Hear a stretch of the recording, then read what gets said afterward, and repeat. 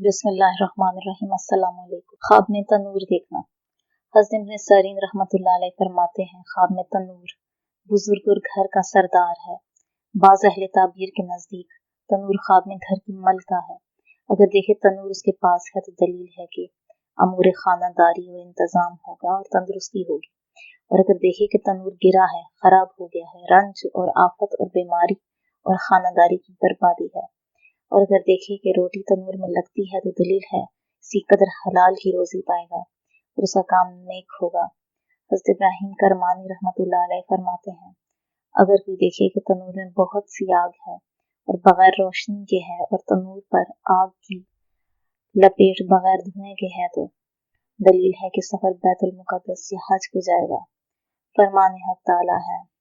तर्जुमा, यमन के किनारे से मुबारक जगह में और बाज लोग कहते हैं कि साहिब ख्वाब को खैर और फायदा हासिल होगा।